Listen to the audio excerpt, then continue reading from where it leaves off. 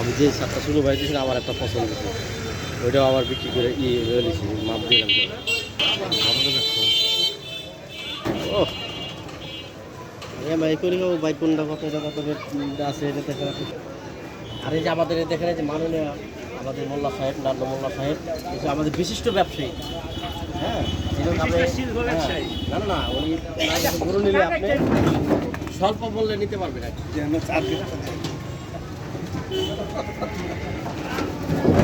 ভালো হয়ে যাবে না।